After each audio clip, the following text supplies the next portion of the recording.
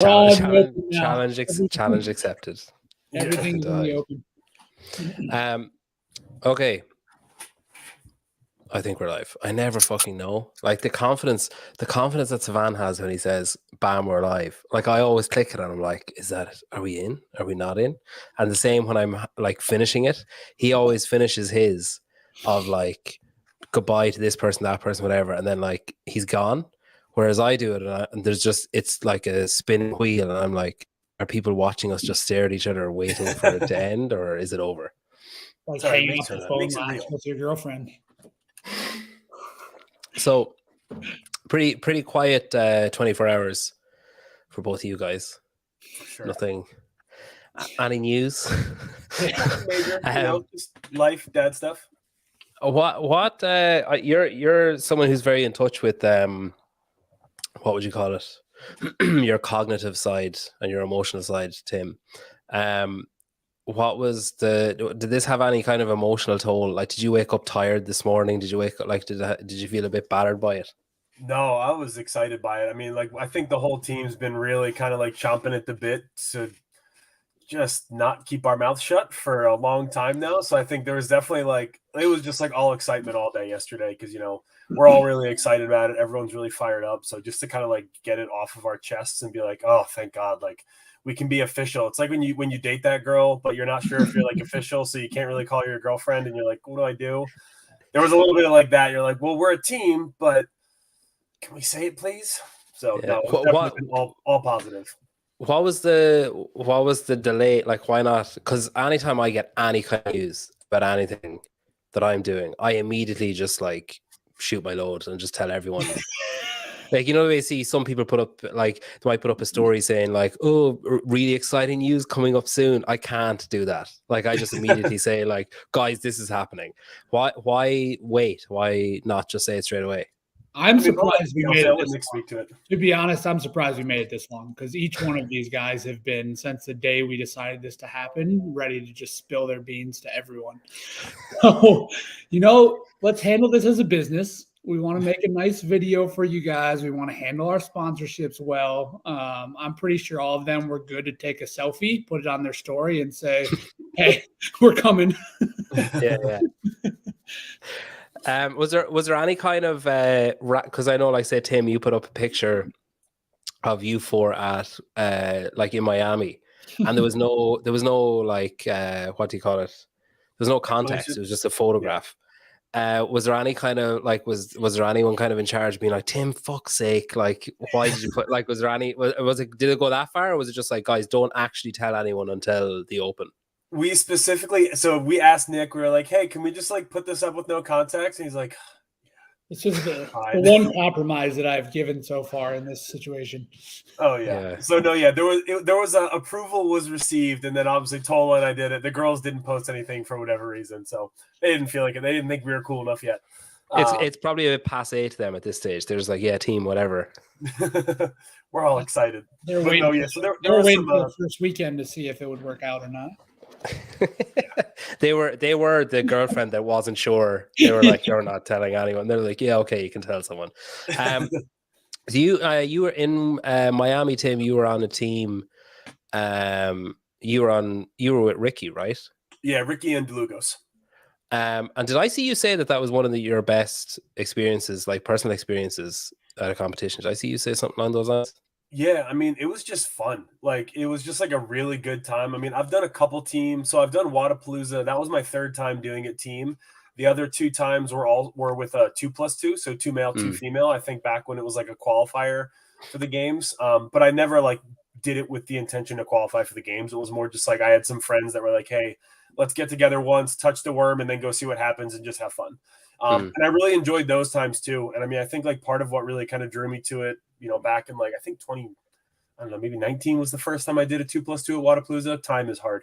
It was just like, again, new. Like it was something very new to the sport of fitness for me because I've done a lot of things that you can do as an individual. And like, you're always trying to push the boundaries with new movements and you're trying to stay ahead of the curve with skills and things like that. But team just like presented this really cool new opportunity to like actually have like very specific new things to learn and try and master. And I think that was always like just very enticing and very cool. And then, I mean, the weekend with Ricky and Matt, a little bit of the fun team stuff, but more just like, it was just like really good times. Individual is very stressful. And I'm sure like team, when the games is on the line and you're being serious, is also going to have its own plenty of stress, I'm sure. But like to at least be able to share that burden, I think will be a pretty cool experience and definitely something new that I'm looking forward to. Nick, if you wrote down all the things that could change between, like, even just for you, between the end of last season and the beginning of this season, you've probably hit all of them. So like first, so Rich retires, and then Taylor, is it fair to say Taylor was like, yeah, okay, well I've kind of completed it, so I think I'm finished too. Is that fair? Yeah, so I want to say it was before semifinals, around quarterfinals, all four of them had decided that was it. Sam was going individual, Rich was definitely done, and Andrea and Taylor were done, right? Taylor was done with school, so might as well use that degree you spent 3 years of your life for. So we said, hey, there's no better spot than win 2 games, go get the job done. Rich is done, might as well hang it up. And I think mentally, too, Andrea and Taylor had just been at a point to where they've done this so long, probably the same boat that Tim felt in at some point when we decided to make this his last year, to where it was just mutually decided, when this game is over, we're all done. I want to say it was then probably mid-October to where we got some itch back, and it started to come back into the scenario to where, hey, we can kind of do whatever we want. And for the first time in your career, Taylor, you could be a full-time athlete. There's no reason to jump right into work. You're done in January. Why not pick it up? Everything you've been working for has been this opportunity. Andrea was the hard sell. Andrea was ready to be done. Andrea was the one that said, I want to have a master's career. I want to do that when I get done with my individual career. And that's going to be maybe a year from now, 2 years from now, but I want a break. So we got her on board. And that's when we started putting together, and I would love to show you the spreadsheets of what kind of man we would like. You can just share your, if you click. You'd like that, wouldn't you? You can just piss off 99.9% of the CrossFit field if you just share your screen. We're actually just gonna make an OnlyFans for that document, and you guys if you'd like. $1,000 a month. Just be you and Brian Friend. So what we did was we broke it down. We said, hey, based on the knowledge that we have, the girls' past partners, who we think matches up well from a skill standpoint, who would we ideally go after when it looks at the men's side? Individuals. We didn't know who was still going back team. Tola really wasn't in the picture yet because we assumed that they were going to be doing something again. And this was with the rules of the old affiliate cup, because there hadn't been the new announcement yet with removing the 51% rule, removing any barriers to entry there. So we made our data sheets. We did things there, and it'd been about 2.5 months to where we didn't have any plan. Guys were either just saying no. We hadn't really been in contact with anybody that felt like they fit in a good way. So it went from being Shane and I saying, hey, this will take us like a week. We'll put together a good team. We'll be good for the season, to now we were down to, I think Tim and I spoke in December for the first time, and we were a month away from the Open. We didn't really have a roster. Tola had come on at that point, which was great. But I believe Tola had just thrown Tim's name out, and I think he sent you a message, right? And you guys, like, whatever happened, you guys hadn't responded or didn't talk for like 3 weeks. So we pretty much wrote Tim off too. At that point, it was like, well, I guess this guy just thinks we're losers as well. So we'll move on from that. And I don't know what it was. I just told Tola, I think, to give him another bump to have the conversation. And that's about the same time that the rules changed. So that kind of opened the floodgates for everybody at that point. And here we are. Yeah. I mean, that was definitely like when Tola first reached out, it was when the rules were the old like way. And like, you know, he told me who the 3 were, and I was like, damn,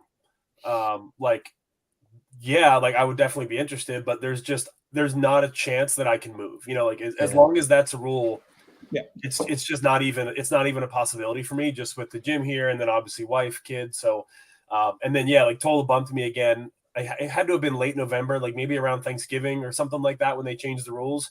And he's like, hey, the rules changed. Are you interested? And that was kind of when I actually started to turn the wheels a little bit as far as like, okay, I'll actually think about it now because there's a possibility. And then, yeah, I think Nick and I chatted, maybe a week or two after that, just kind of like, Ghosted by Tim Paulson. I ghosted him when I didn't think it was even possible. Yeah. You're like, I'm not replying to this guy. That's to that point too. That's when Andrea was fully on board when the rules changed, because she's in the exact same boat where she's running a business. She's got a husband. Nobody really wants to make that life move at this point in their career to just do an 8-month season. So that made things a lot easier from everyone's standpoint. And did you have, so to say, like when the rules changed, that obviously makes things easier, like you're saying, but was there also a thing of like, okay, yeah, it's easier, but we will need a commitment from you guys to do, like we can't just have you guys floating in the day of the Open and then like floating in the day of quarterfinals, like we need to actually work together.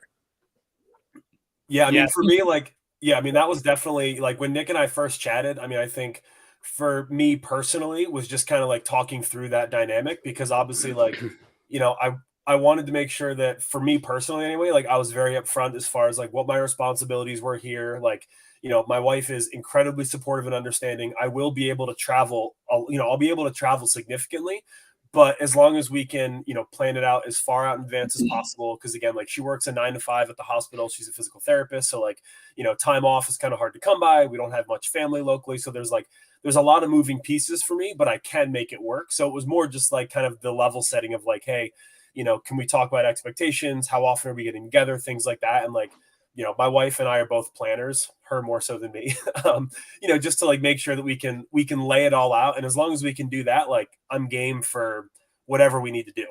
And that was kind of like, I guess for me, where it all kind of started, where it was like, oh, like, based off of what, Nick is kind of scheming as far as how often we're getting together, things like that. Like I can definitely make this happen. And then it was just obviously trying to figure out like kind of nuances and details of everything.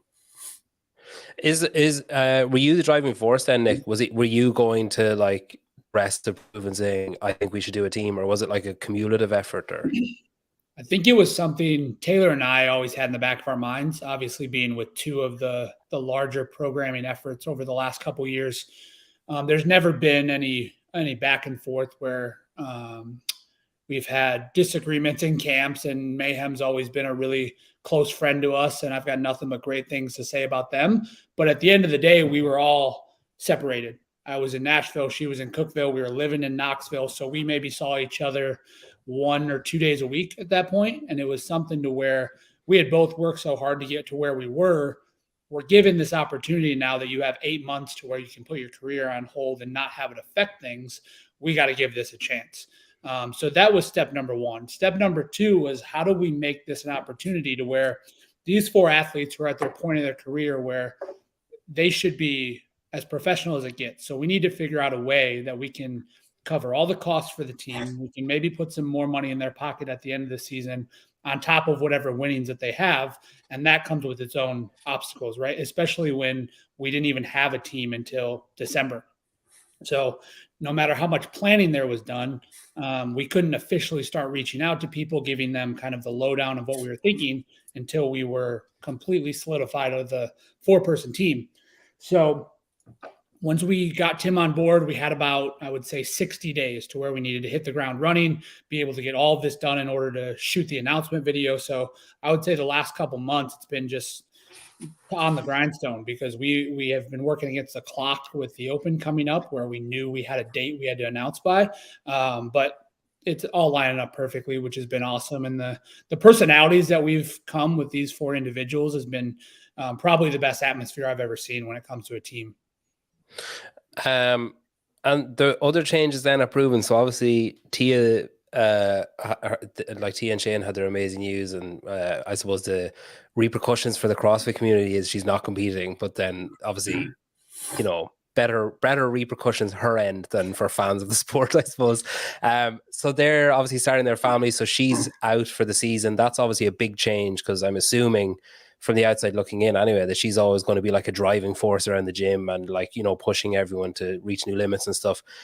She's obviously still going to be knocking around and training, and she'll be an influence, but like that has to be a big shift as well, when so much of the focus, say last year, would have been on her and what she was doing and what the other individual athletes are doing. And then you have this new group of 4 coming in. Like, was there any kind of trepidation about the dynamic in the gym and the kind of chemistry of everyone muddling together?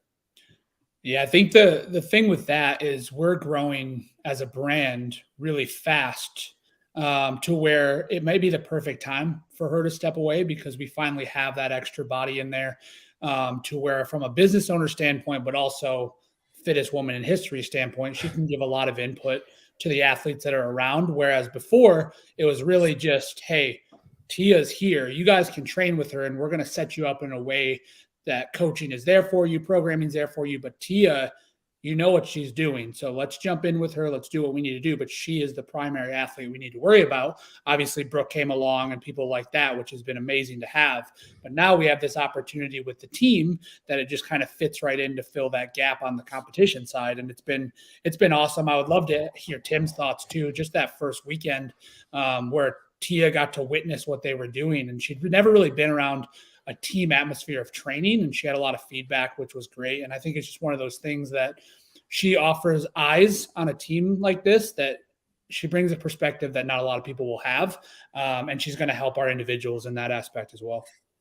Yeah. I mean, Tia's like, I would say you're an idiot if Tia talks and you don't listen, especially as an athlete. I mean, like, again, fittest woman in history.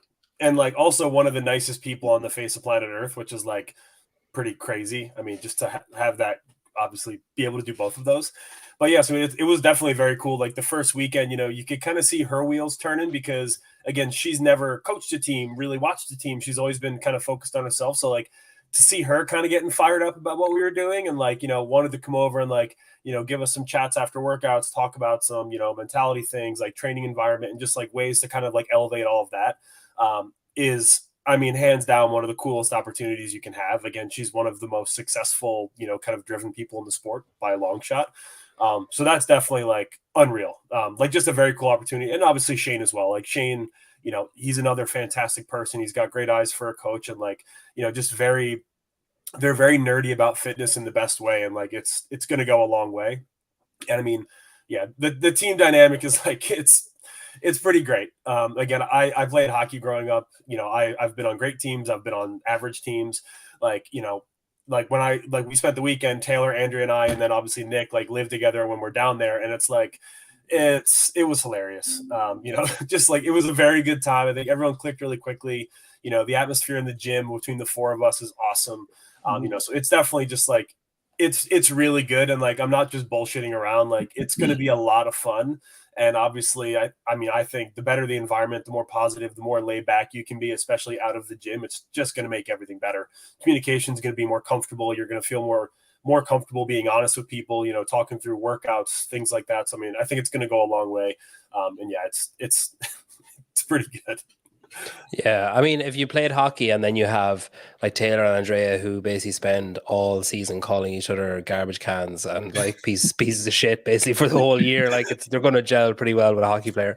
Yeah, it's funny, like the thing of, you know, you're saying there that you met Tia and she's really nice and stuff. There is like, not disappointed, but there's part of me when I meet someone like Shane, like met Shane at Miami and chatted to him, and like part of me was like almost hoping he'd be a dickhead. Like, do you know, like that? It's actually just annoying that someone just is able to do all this stuff and still be like incredibly nice and patient when people are talking to him, and so generous with his time. Like, it's like, oh, just be an ass for like 5 minutes. Like, you know, like just even fake it. I don't care. Tim, like so you were on with me like post semifinals, I think last year, or pre semifinals, I'm not sure which, and you basically said like, oh, I'm like retiring as a full-time athlete after next year, which is this year. Mm-hmm. And you were saying, you know, I'll still give it a go, I'll still do the open, I'll see what happens, etc. But I won't be going like all in all the time. I have other things to focus on. I think that announcement is why when this news came up, I was like, wow, okay, I was not expecting that to happen this year. Like, if you had said like next year, I'd be like, yeah, that makes sense. Was there any kind of part of you when this idea was floated that was like, oh, well, fuck, I've already told people that this is, do I really want to give up that last individual year for a team year? Yeah, I mean, stopping is going to be hard regardless. Like, especially I think like for me, again, personally, like just mentally, physically, everything is still, I'm still progressing. Like as an athlete, like, yeah, I'm going to be 33 in like a month and a half, but like I'm fitter, stronger, and mentally far more capable than I was 10 years ago or 5 years, so it's like, if it were just me, I would keep doing this. Like I could keep doing this and I could still, continue to chase the games at a high level and like try and improve my placing. Like I don't doubt that, but it's just, again, the sacrifice, kind of year round is a huge toll on like, obviously, myself, but more just like my family, the gym, like we're hoping to add another kid to the mix, hopefully in the next year or so. So it's like, there's just more things that we want to do. And like being a full-time athlete is, it's been an incredible ride and I wouldn't trade it for anything, but it's like, it's a drain, it's a drain on your family's stress levels, on, just all of those things. The rewards are, the journey is still great. The rewards are great. Like everything that goes along with it makes it worth it, but it's hard. But as far as like deciding to go team, I mean, it was hard at first because, again, like individual is all I've ever known. I've never competed on a team with any kind of serious intention before. But at the end of the day, it was just, this team has the potential to be a very good team. And that's a incredible thing to try and chase, like I don't like realistically, I would never have stood on the podium as an individual at the CrossFit Games. And I have known that based on the way that I've structured my life, the amount of time I've still had to dedicate to my affiliate, to, other things like that. And like, just personally, I knew it wasn't going to happen unless I made sacrifices that I wasn't willing to make. Whereas, this team opportunity, it's an opportunity to stand on the podium at the CrossFit Games and, to hopefully try and win the CrossFit Games. Like, this is a phenomenal group of individuals and we've gelled very quickly so far. Like frankly, I was kind of astounded with how well everybody just kind of grooved together and how quickly things seemed to click. So yeah, it was just an incredible opportunity. And I mean, even looking at it, like the demand is going to be very high, like on the individuals, as far as like, traveling, team training volume, things like that. It's like, it's not going to be any, like, to think from the out, like for me to think of going team after retiring would be bananas, because again, it would be an incredible demand on, like, it's a huge investment of yourself as an individual to the team. And that wouldn't, that just wouldn't jive with what retirement actually looks like to me, which is actually retiring. A slippers and pipe. I'll still do CrossFit every day, but again, just the allowing other things to take priority. If I only train for 30 minutes one day, that's fine. Having that flexibility to do that and not feel like a piece of shit who's falling behind. I think that's the biggest thing that retirement means to me, is like when I'm done, like, yeah, if I don't want to train one day, or if the gym needs me, or if XYZ, like, it doesn't matter. Like I can do what I need to do and not have the stress of like either letting myself down, or obviously this year, like letting the team down with, missing a training day or something like that. I will say this: when you have that second kid, you can fucking forget about training more than half an hour a day. Nick, when you're dealing with people like this, so you've got like two of the most successful team athletes. You've got Tola, who's, he's been around, he's been in different camps, he's got a long career on his own, and then like last year he was on with Reykjavik. He came on like leaps and bounds last year, and then you have Tim, who's like done CrossFit Games since like the Stone Age. Is there much to do as a coach? Like, are you saying to the guys, okay, we've noticed this and this, and you need to improve this? Or is it more like, what you need to do, keep doing it, and then when you come together as a team, that's where we'll step in and say, okay, this is how we're going to structure our team sessions? Yeah, I think it's actually a lot more in depth and harder than we thought it was going to be honest with you. because we have 4 individuals who all train differently, and they've all trained differently their whole careers. It's not like we're taking a brand new athlete who's new to the sport and saying, hey, this is what we're doing. You're going to follow this, and this is where you're going to get. We don't really want to change how these athletes have done what they've done in the past, because they're all at a level that has given them the notoriety to be on this team. So they've gotten there one way or the other, right? Like Taylor and Andrea have trained a lot different than Tola has. And then now what we're learning about Tim, it's similar, but at the end of the day, it's as an individual.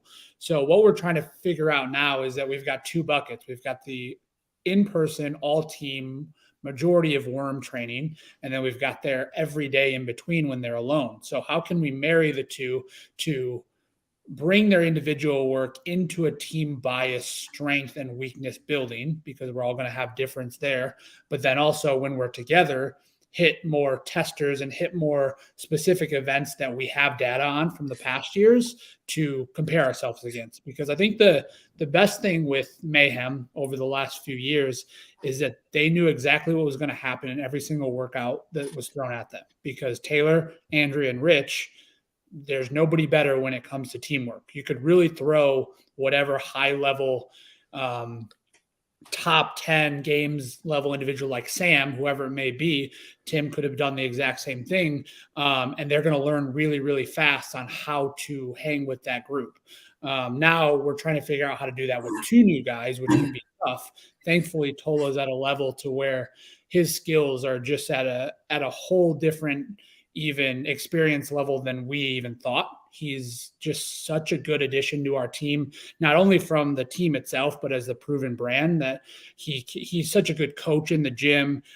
His personality and his attitude when it comes to everyday training has been amazing. He kind of lifts everybody's energy when he's in there. So it's been good to know that these different personalities can come together and fit. But on the programming side, it's taken a lot of change, because we're having probably 2 to 3 coaches meetings a week right now to figure out what works, what doesn't, what volume we need to drop back from the individuals' work that we give them here in Nashville, and then what we need to add in for more interval-based training, maybe some more things that Tim needs specifically to catch up to the group, and then same with the group to catch up with some of Tim's skills. So it's something we're learning. Thankfully, it's only been a month. It seems like it's been a lot longer than that. But by the time that the semifinals roll around, we want to get to a point to where these guys know each other like they've been with each other for 5 years. Every move that they do, they should know. They don't need to have as many verbal calls when they're in team workouts, and everything should be clicking, so that once we get into that games training, we don't have to worry about meshing anymore, and we can just hit the hammers of the skills and hit the hammers of the fitness alone, that when we step on the floor in Madison, we have no questions and no doubt that this is the best team that we could possibly prepare to win the games. One thing about Tola. So pre-games last year, I remember having him pegged as the weak link on that Iceland team. I was like no disrespect for him. He's a phenomenal athlete, but I was like, okay, looking at the team, like Tola could be in a bit of, and then the game started and I was like, well, fuck me, was I wrong? It's like that guy has kept all of the strengths that he had and like shored up any possible weakness or perceived weakness, like running. I was like, okay, he's not okay. Nope, he's doing really, really well at the running stuff. And then it was like any kind of endurance. I was like, oh no, he's actually really holding his own here. Like when you pigeonhole him prior to the games last year, you would have just been like, okay, if there's a heavy lift, he's fine. Like he's sorted if there's a heavy lift. Anything over like 2 minutes, he's going to be in a bit of trouble. But now you've got this athlete who's got all of the strengths that he always had, and then all the weaknesses or perceived weaknesses that he had are they've basically just been eradicated. So I guess a lot of the work that maybe you guys would have had to do has, like, a lot of that groundwork has already been done. Tola is dangerous, dude. Like, I was just texting him the other day. Like, I mean, seeing him at the first camp that we were together, like, just seeing, some of the results that we're comparing in training and stuff like that. I mean, like, Tola is a completely different athlete, like, to your perception, than I perceived him to be. Like, he has made leaps and bounds progress in areas that you would have thought, he has historically struggled with. And I mean, it's like, it's pretty crazy. Like he is legitimately whooping some asses right now. And it is like, you're like, damn, this, like he's he's definitely kind of turned into the whole package. Like he's got it all together in a big way. It's pretty scary because he's very strong and very skilled.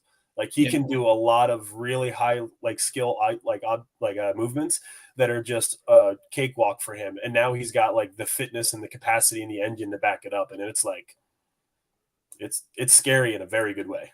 Yeah, we had no idea. I mean, to be honest with you, and we talked about this last time Tim was in town. There was a event, I think in 2017 or 2018, to where Tola was out there kind of for the first time. And he was just known as a strong guy, right? He was a guy that could snatch 300 any day of the week, cleans 400. And we just remember his very first worm workout out there, and he just died. There was just no fitness there, and he could barely, I think he clean and jerk 315. It was like 65% of his max for the 1 rep max. And so I don't want to say we wrote him off as an option for the future, but we did kind of just put him in the back of our minds to where he's just not ready for the level of the girls yet at that point. But to your point, when we saw him dragging his teammates along on the run this year, that was the only indicator that we needed, that he was in a way different spot than we even thought, because his strength, like you said, somehow was just as good as it ever had been, and he didn't need to work on that anymore. The guy just moves so well, and he's got such a good head on his shoulders that's what made us the most excited about adding him to the proven team as well, because when he approached me, he said, I'm not here just to win the 2023 games. I want to do this for the rest of my career, however many years that may be. I want to create a legacy to where this is what I do. Like, this is my profession. I want to be the best in the world on a team and win as many championships as I can. So it's obviously a little bit different than Tim and Taylor and Andrea, because they are on the back half of their careers. But to build a team around a guy like Tola and then throw in these three, it's going to be something that we may have not seen before, and it's going to turn a lot of people's heads this year. That's interesting. Yeah, that was one of the things I was going to ask you about. It's like, is this going to be like a one and done, or is it, like, so it's interesting to hear that Tola is going to be the backbone. Another thing I heard about Tola that made me instantly like him is that if it doesn't help him, or if it doesn't help like the group that he's with, he just doesn't give a shit. So like, some people could be like, oh, we need to do that. He's like, no, I'm not doing that. And he just like won't do it unless it's like, we have to do this because it'll help whatever. He'd be like, yeah, okay, I'll do it. But if it's like just cause someone owes someone a favor or whatever, he's like, no, fuck that, I'm not doing it. And I really respect that.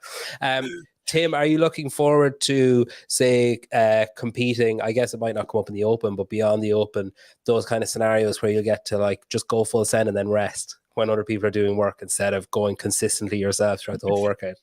I mean, yeah, there's like, I mean, the team format, like obviously, there's a ton of variance in the workouts. But, I mean, there's definitely like, there's a pretty solid anaerobic bias to the way that you train, like, and to kind of, obviously not ditch the longer stuff. You still need to be an aerobic athlete. There's still longer tests, things like that. But yeah, I mean, I grew up an anaerobic athlete. When I started CrossFit, I was anaerobic. Like it took a long time to even become aerobically competent, never mind above average, So like, because again, hockey player, like I lived my life 60 seconds on, 2 minutes off for like 20 years. Like, I didn't have to go any longer than that. So it was always something that like I've had to work really hard on. Obviously there's some other weaknesses as well that we've kind of really had to drill in and, try and bring up to snuff. But yeah, I mean, the opportunity to experience the team kind of side of it. And like, I've been watching old games and stuff like that, kind of going through old workouts just to like get familiar, get some data points and just kind of watch how things operate. I mean, it's like the team environment is very exciting to me. Like I plan to excel. And I think there's definitely, it's a format I'm excited about. Kind of getting into that team environment, there's a lot of strategy to it, which is really cool. I've always been a very strategic athlete. So, I think that side of it's going to be a lot of fun as well. But yeah, I obviously love a good send. So you can always count on me to black out. Is there going to be alternates? Have you got other people hanging around waiting and seeing, hoping someone stubs a toe or something? Yeah, no one's hoping that, I don't think, because no one wants to get thrown in on this team without proper warning. We don't have anybody officially yet. It will be within the proven team. Okay. So obviously somebody with the new rules, we have to have them here for the Open. So we'll use who we have around, and we've had some conversations with some people there. And then once we go through the season, we'll obviously keep them with the new rules on for the entirety of the season. So that is a big change this year, but we feel like we got a pretty good plan there.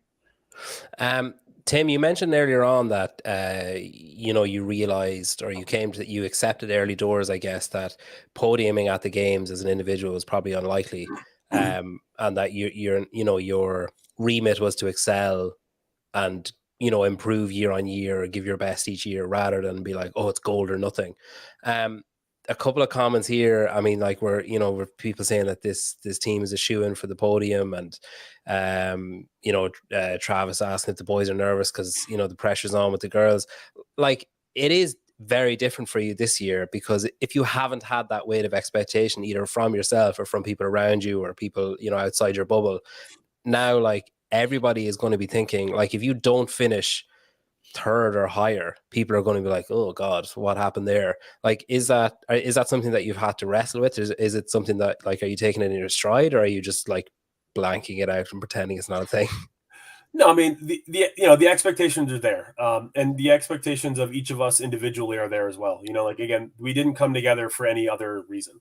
Like, and everybody knows that, and it's like, there's no use hiding it, and like, there's no use hiding yourself from it. Like, that this is the goal, and like, yeah, short of that would be potentially a disappointment. But I learned a long time ago in my individual career that, like, any focus on anything external is completely and utterly useless and only brings about failure.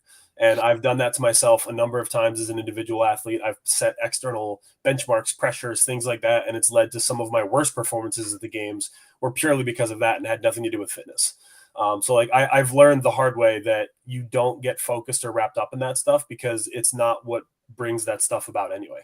So it all, like, I've always been a big process oriented guy. And I think especially this early on in the season, there's so much, especially for me being the least experienced team guy, like, there's so much to try and learn and to try and master that, like, there's no mental time, space, or energy to focus on anything other than just, like, I mean, essentially, like, I do not want to be the weak link. It's like, I like on the worm or on some of these movements that require more exposure and more practice. Like, there's a lot for me to work on personally. So there's enough pressure on myself just to get, up to a point where I feel comfortable and they feel comfortable with me, that they know without a shadow of a doubt that they can rely on me. Like, there's a lot of that still has to be developed. And like I said, that pressure and that kind of motivation for my daily training, for our camps, things like that, doesn't leave much time to worry about what anybody expects of us.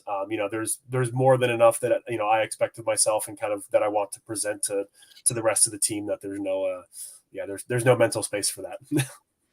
What about you, Nick? Then obviously you're there's an element of, like, staking the reputation of the brand on a team, like that. Even if that's not what your intention is, that's going to be the perception from the outside of, people will they'll judge the success or lack of success here as the brand and the coaching being successful or unsuccessful, because I think a lot of times people forget about the nuance of competition and the fact that, like, different factors will apply and stuff, and they just think, oh, that team will win, and if they don't, then they're a failure. Is it like, because it's new and because there hasn't been a proven team before, is there any kind of trepidation, or was there any kind of trepidation about starting it, and maybe doing it in a quieter way, or in a more subtle way the first time, rather than going like, right, let's get the two best team female athletes and see what we can do? Look, I think when opportunity like this comes up, you'd be dumb not to take it, right? We could have gone and we could have done something that, like you said, was more of an intro to the sport. But my wife was the one involved, right? And I'm the one involved with the brand. So as much as I want to say it fell into our lap, we obviously set this up in a way in our lives that this was possible. And it's something that fits perfectly with the Proven brand. We want to be doing something that means we're all in all the time. Just because we might be scared of something doesn't mean we want to shy away from it. And that really shows in a lot of our training. I think you could ask Tim about the first weekend with the girls, and he probably had a real eye-opening experience about how they train, which is a lot different than anybody else in the world, and why they've had the success that they do.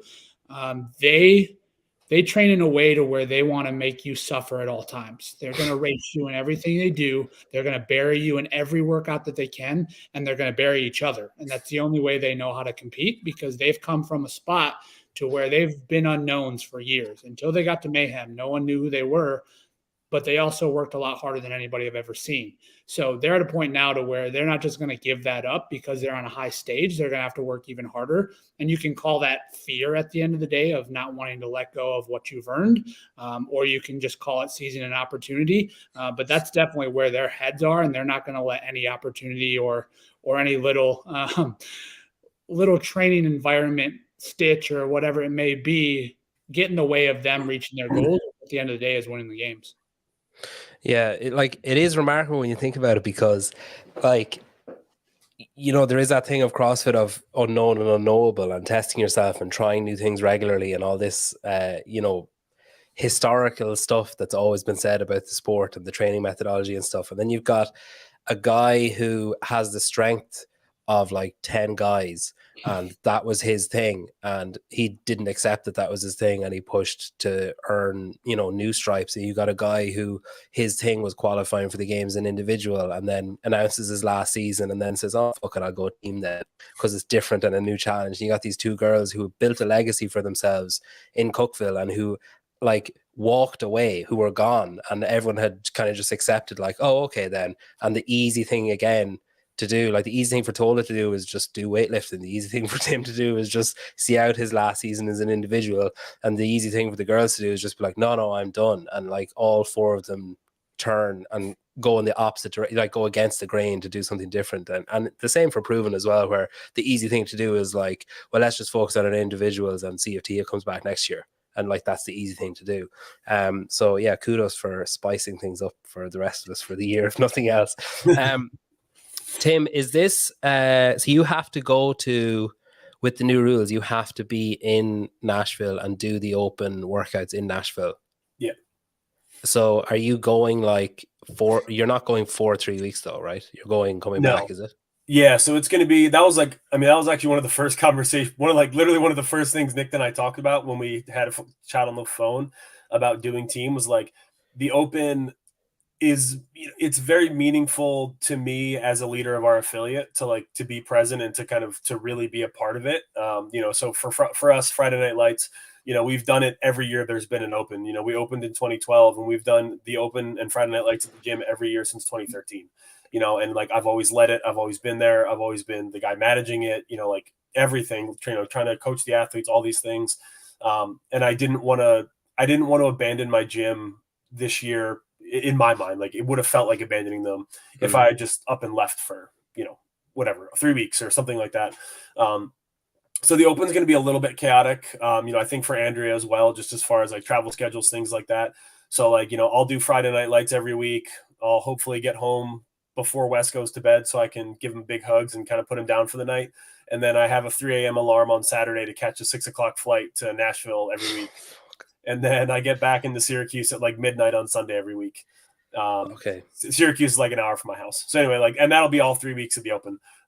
Andrea's got some similar she's got one longer week, one shorter week, one kind of middle of the road. So it'll be a little bit chaotic, but again, I think we're all pretty big picture oriented at this point, just as far as what we need to do and like making the most out of, I guess, kind of the not tail end of our individual progress, but like, making those strides as an individual, continuing to shore up your weaknesses, things like that.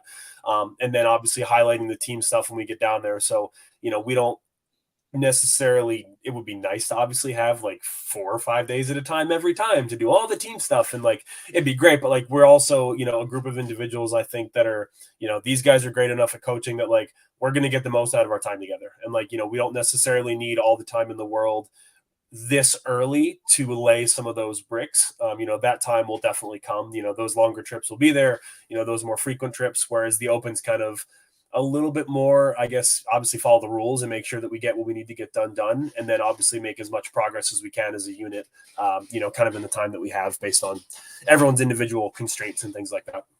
You could set up a green screen in Ithaca. I don't want to piss off Boz. Don't even put that idea in his head.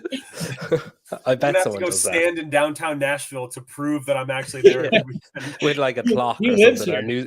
The newspaper. Boz lives in Nashville, so you can't get away from that guy. Yeah, he'll like rock up, knock on the door. We see a guy with binoculars every once in a while outside the door. Yeah. He'll like knock on the door and be like, guys, why is the shutters down? You're like, 1 minute. Like get the Tim cut out. Yeah, because like that's kind of what I was driving at, is that like this will be, I assume, then the first time that you haven't been in Palace in Ithaca for the Open since you opened it, since you opened the gym. Yeah. Is that like, are you again, or is there an emotional toll that comes with that? Like, is there a sense of like grieving for the fact that you're not going to be there for the entirety of it?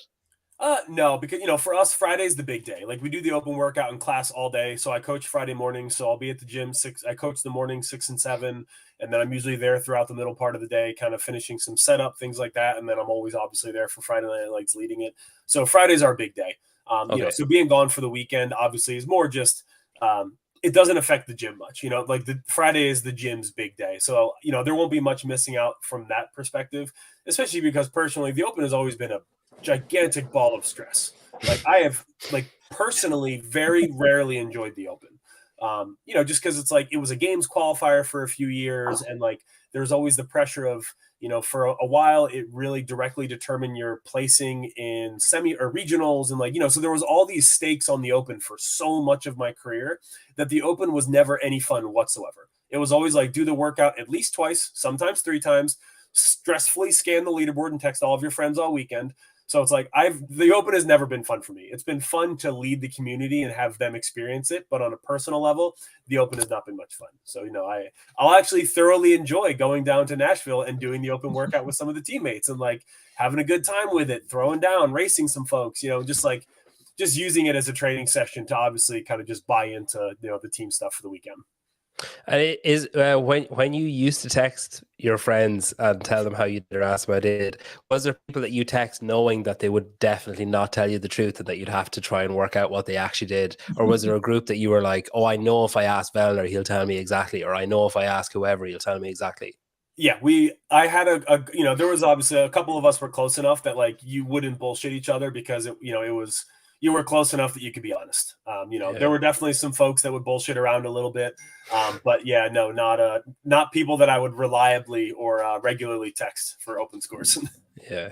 It was probably like transparent enough that they'd be like, oh, I went unbroken. And you're like, no, you didn't. It's like, they're just trying to, there's a message to piss off Nick, who's trying to get Tim to come in and do the open workouts and then spend some time with his team. Brian's offering to play golf with you when you're in Nashville. I was going to ask as well, like, so that the first training camp when you went down, that was a few weeks ago now, Nick kind of alluded to it there. Like when you guys started training together, was there a part of you that was like, oh, fuck, okay. Like I thought we were kind of easing into this and we'd like slowly ramp things up, whereas I'm just in a dumpster fire already. I mean, in a intelligent, planned out way, yes. There were again, we threw ourselves to the wolves. The first thing we did together was like, hey, don't talk much, just go do this workout and figure it out. Like we want to get a baseline for like, you guys talk to each other for a couple minutes about this workout and that's it. And then we're going to figure it out. And it was like, okay, cool. Like test your individual capacity, push as a team. It was a worm workout. So it was a games event. It was an old games event. Yeah. So we just kind of like threw ourselves to the wolves a little bit, and like Tola was very sad about it. And he will happily tell you that he was very pissed off about it. He did not want to do it.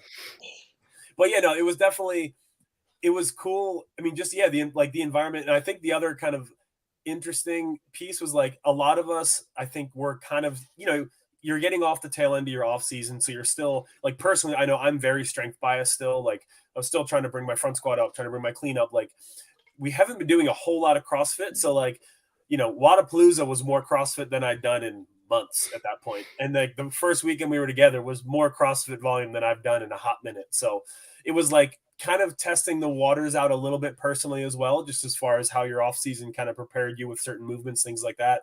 I pleasantly surprised myself in some areas with the team, which is really good. Things I thought would be tough for me, I was able to do without, much kind of like stress. So that was good.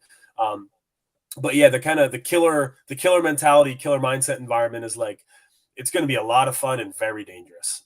Because like Nick was saying, like the girls do try to murder each other on a pretty regular basis in like a good way. And, it's like, so do you pick like not to get sucked? Are you like, I'm not falling for this one this time? I'm gonna. Oh no, you got to be a dickhead about it. Yeah, you got to go figure it out. You got to test the waters and you got to see where the lines are. And I think like again, like a lot of it for me is like getting out of the individual mindset as far as like how you approach workouts. You know, like how you approach workouts to maximize the score as an individual is very differently than what you do for a team. So it's like it immediately translated into how I train back at the gym, as far as like, no, you don't necessarily do the smart thing, you do the big sets, you do the dumb thing, because again, it's like that's what's going to be more frequently asked of you in most situations. Like there's still going to be obviously, you know, pacing, there's going to be some barbell singles, there's going to be things like that occasionally, but like there's a very different mindset as to how I approach even just workouts as an individual that don't necessarily have, like, they're not maybe a team tester, but it's like, it's still, I'm going to do it differently because my goal now is not to maximize my individual performance. My goal is to get a training stimulus that carries over best to the team environment and to what we'll have to do. You know, and like being down there with the team for the weekend, it's like, no, yeah, the girls are going to beat you off of every single machine every single time you touch one. So you have to go at a pace that is definitely above what you would do probably in a, you know, individual setting, because you're trying to keep up with them and not get behind. So you kind of have to send it a little bit and then hold on for dear life and hope they don't bury you. Yeah.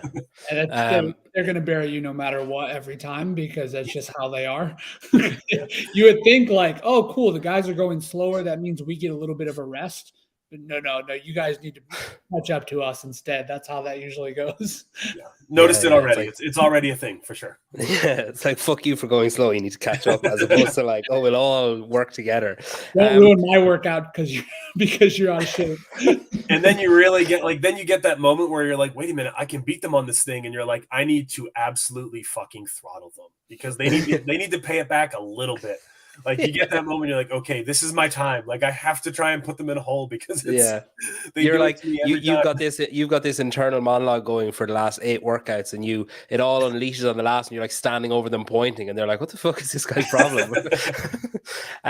Is it so obviously the teams that the trio were on up until now, so we'll say Tola, like there was an obvious leader in the Iceland team, with Annie, like she's obviously going to like call a lot of the shots, and she's going to be like, say, like the captain of the team. And then with the 2 girls in Mayhem, you've got Rich, who presumably is the person who's doing most of the talking, although they never really seem to talk that much, but if there was talking to be done, I assume he's the one saying like, get your hands on the worm or whatever.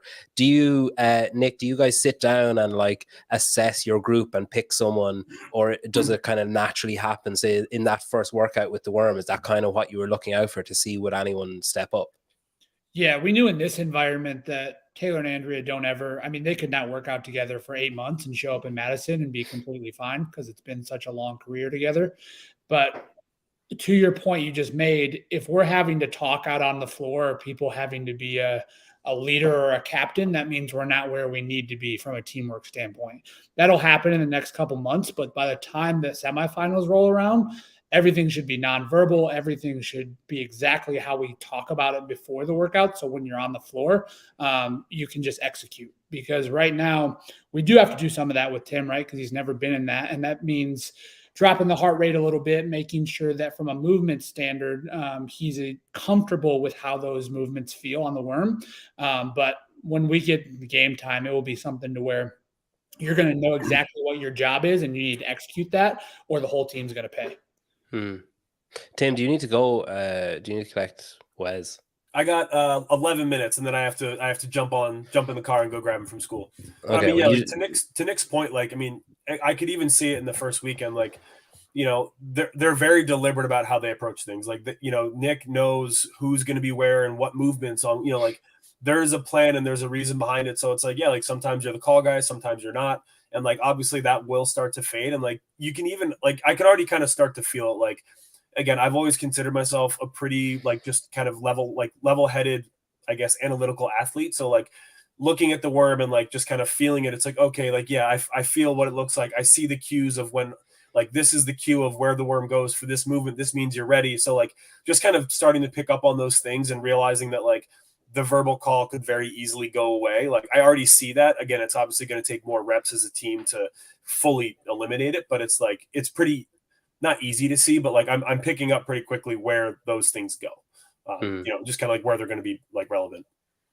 Yeah, it's funny. Like I've sort of become obsessed with the team side of things. Once I heard this team was happening in whatever December or January or whatever, I was like, oh, I'm going to write some stuff about the different teams, and then I just kind of like got carried away a bit. But it's interesting hearing you guys talk about podium and talking about wanting to win. Like there seems to be like differences within the team. I don't know if this is like internally things are different and externally things are, you know, like, is there a sense of bravado about some of the teams, or are some of the teams being maybe like outwardly humble because they don't want to seem arrogant, or, but like some of the teams I've spoken to are like, oh, gold, like that's the aim. And others are saying like, oh, we just want to improve on last year. You know, like Oslo were very much like, well, we just want to do better than we did last year, which, I mean, there's only really one way they can do better than they did last year. But you know what I mean? That they're it's almost like they're not, like they're refusing to say it. And I don't know, is that like a European humbleness thing or something? What are you saying about Americans? You can read into that what you will. But you're basically European, Tim. It's fine. But is there any kind of like, or was there any kind of reluctance about outwardly saying that? About like, I mean, internally, like discussions between teammates is, you know, like you can say whatever you want and you can all buy in. But then once you say that out loud, outwardly, it's kind of like, if you don't do it, then you fucked up. I think going back to the inception of the team, that was the only goal. We wouldn't have done this team if we had to be in a situation where we knew we couldn't win. And obviously, there's a lot that can happen between the Open and the games. And if we execute correctly, that's exactly where we should be with these 4 individuals. It's just given us the opportunity now to be able to execute on those goals, which is exactly what everyone wants. You just want the opportunity. And if you've been in a top 5 position, a top 10 position, everyone's going for the same goal. You got into this for a reason. You want to win the games. Even though Tim says now, hey, I know I may never stand on a podium at a CrossFit Games, he got into this in the competitive way because he wanted to win the games, I'm sure, one day. So whether people say it or not, I think everyone's going for that main goal because there's so much unknown in the sport. We're just happy that we have the opportunity now to make it a reality if we execute how we know we can. Does Taylor's competitiveness pay off at home? Are you able to trick her into doing like laundry really fast by being like, oh, I bet you I can do it in 10 minutes? By the way, I've always wondered that about mowing the lawn. I wondered if one day I might come home and she would have like a weight vest on or a ruck mowing the lawn. It never happened, unfortunately, for me. But that's how that would go if I asked her to do it, I'm sure. Yeah, or like a ridiculous pattern that like nobody would ever be able to replicate or something. Yeah. Paulson's been the one thing I've been able to find that she won't do because she finds it boring that she can't beat me at. So I'll stick with that. That's it. That's all you've got. So the team then, it's going to be, how is it going to look? Like, say if you were to draw out like the CrossFit Games t-shirt, like what's going to be written on the t-shirt? Is it like CrossFit East Nashville? Proven at CrossFit East. How's that going to look? That is a great question. We actually have some back and forth from CrossFit. We're trying to get some just clearer detail on that because we don't know if we can abbreviate things. We don't know if we need to write full names out. But hopefully by the time where quarterfinals will be the first time we really need to put the moniker on the leaderboard and we need to add maybe an abbreviation or whatever it may be. Hopefully it's on there. We would love to be able to use the Proven name, obviously, when it comes to the brand, putting the team together. But we're also very thankful to be with the CrossFit East Nashville crew and the space that they give us. So we're really happy at the end of the day. As long as we get to compete in Madison, we're good with it. Long-term Proven then, are we looking at like a Proven HQ? Like I know HWPO have been talking about they're building like a facility, and you've got all the other like Mayhem obviously have their like Empire or whatever in Cookville. Are we looking at maybe having like a Proven affiliate or a Proven facility somewhere down the line? Is that the plan? This year has definitely escalated that conversation. It's something I think we've got a big team growing really fast, which as much as we love East Nashville, we also feel like we're taking up a lot of their space with their members, which is something we never want to be in the way of a community like that with how much they give to us. So we know eventually we're going to need to move into our own space. We don't know what that might look like yet, but it's definitely on our radar as the team gets bigger. Do you guys feel like you're in competition with those other, like, say, the coaching brands that are out there? Like, is it a case that there's enough to go around, and like everyone just needs to make their own identity and attract their own kind of people to them, or is it a case of like, oh shit, HWPO announced that they're doing this, we need to do that thing that we were talking about doing next year, we need to move that up, or oh shit, Mayhem are doing such and such a thing, we need to do whatever, or is it not as tit for tat as that? I don't think it's as directly competitive as that, as far as reactionary to anything. Like you said, it's more of, we all play in the same space. It's like any big competitors in a free market, right? We do want to be able to give our consumers the best product that they could ever ask for when it comes to competitive programming, when it comes to affiliate programming. And obviously we play in a space with people that are really good at that as well, because we all come from the coaching world. So it does become competitive, but things like this is exactly how we want to do our marketing and how we want to show people our success, by showing that athletes like this trust what we're doing and we can get them where they want to be. There's 2 offers. Vindicate is offering to help with t-shirts. I'm not sure CrossFit will let him design CrossFit Games t-shirts for use in competition. And then Nick from Wild Zombie, he does like player cards. He's saying he can do a team card. Oh, that would be pretty cool. Love that. Okay, so Nick, you can message. You put everyone's special talent on there. Yeah, Paulson. Everyone's nickname as well, Paulson, and then you can come up with nicknames. I guess the two girls that just call each other trash cans, so they could just use that one. Well, listen, I'm going to let you guys go because I know we don't want to leave Wes standing out, sniffling in the cold, waiting for his dad to come and get him and be like, "Oh, classic! I knew this would happen when he wwent team. This is just exactly what he told he wouldn't do." He's leaving me at school. Probably sitting at home having his beers. Listen, thanks for coming on. Thanks for sharing and helping with the article and stuff. And it's like I kind of said earlier on, it's just great added fuel for the team run this year. And I think, speak for everyone, I say it's exciting to see what you guys can do and to see Proven pivot and to see Tim and the other guys pivot as well. I'm fucking pumped for team this year, I'll tell you that. I'm excited about it, man. It's going to be a really cool year. Yeah, thanks for having us, and we appreciate all the love on the article, and it was great. Cheers. Yeah, thanks guys. Peter. All the best. I'm going to click end now. And